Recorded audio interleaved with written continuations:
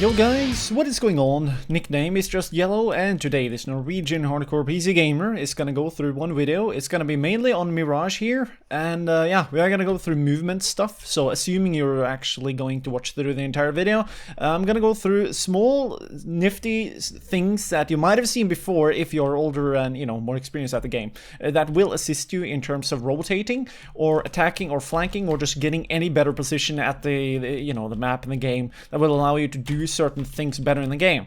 So first thing we're going to start off with will be this window right here. Here you can actually jump to towards this little plateau at the right and the left. This one is much tougher. I did it in the very start right here, but normally you will just hit the roof right there, but with very good timing and one very vague air strafe in which will allow you to get a little bit more speed so that you can strafe over to this edge here.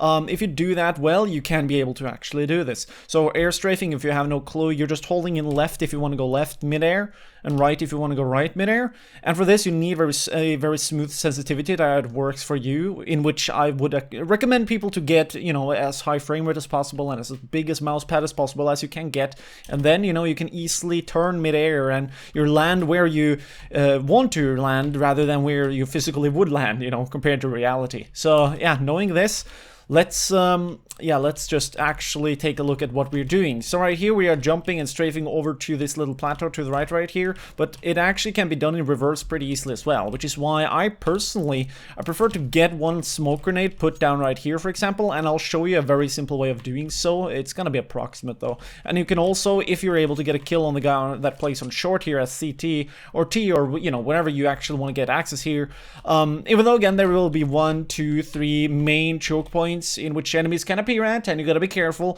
if you, for example, smoke off the connector and or the short at the same time, and or the window.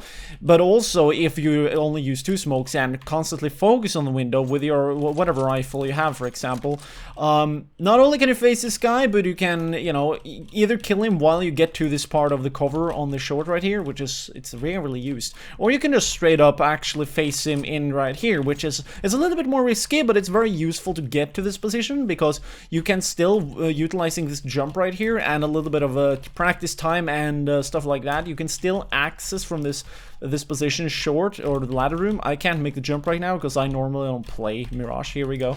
And obviously this one either has to be shot open or, you know, you gotta open it. But anyways, when you are at this position, you can do a lot of things. If you're playing against lower ranked players, you can easily flank through the entire map right here. You can flank a guy in this area. If they're waiting for you, that is where it gets risky, which is why I would personally prefer you people to maybe just throw a really shitty smoke that either land in this area or just in the middle here somewhere, so that the entire window will be blocked.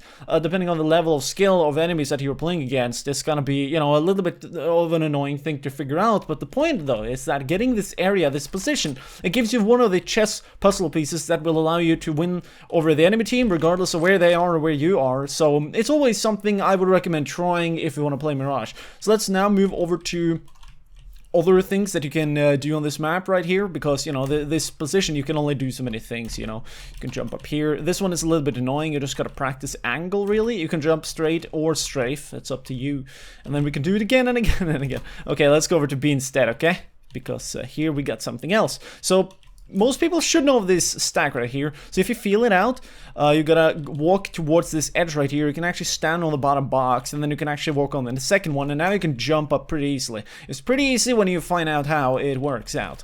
When you now got this area, this position, you can take an ult, for example. You can take whatever the hell you want to take. When you aim right here, it's pretty easy to just, you know, slap people with one free bullet. If they don't want it and they die instead, that's up to them, but, you know, they will probably die. And it's a very concealed position. What the hell? I've never seen that before.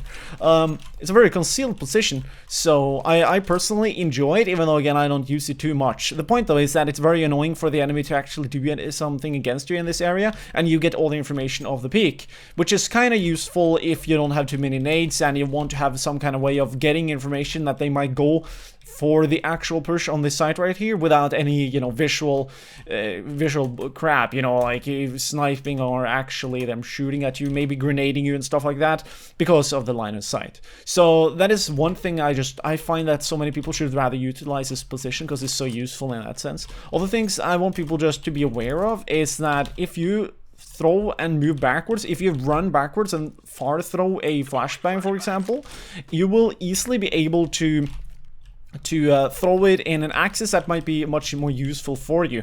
So either if you want to, for example, flash people that might, let's say that there's very little time left of the round, and they might run through here. If you just stand in this position right here and throw the flashbang regularly, like, if it will hit or not, either you gotta have really good timing and accuracy, but like, as you also can see, the flashbang, it will not really hit that well. So what I personally would rather prefer is for people to walk backwards and throw it as well. But then again, it also depends on exactly where you want it to land, so people should experiment with this in general just more and feel it out, because that way you will so much more easily be able to, you know, just hold a very basic position that might not require too much, but only because you had one flashbang, you can now somehow or possibly flash multiple enemies, and suddenly, you know, now you can actually take on the fight, in which you should always try and go for one-on-one kill and not spray all day, because that way you will lose all your ammunition. So here now I figured I would also show another flashbang before we move over to some very high level jumping things that I've picked up over the couple of years I play this game.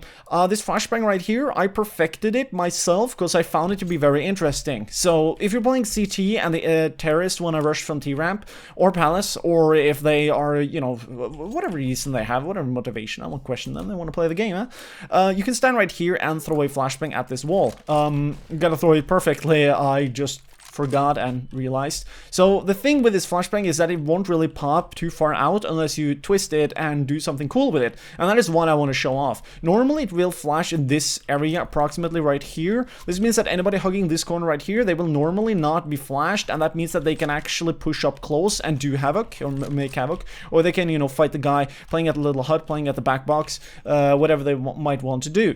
So what I did, and I've seen all other pro players do this as well, because it only makes sense, is to give this little flashbang more momentum when you aim approximately here on this stick.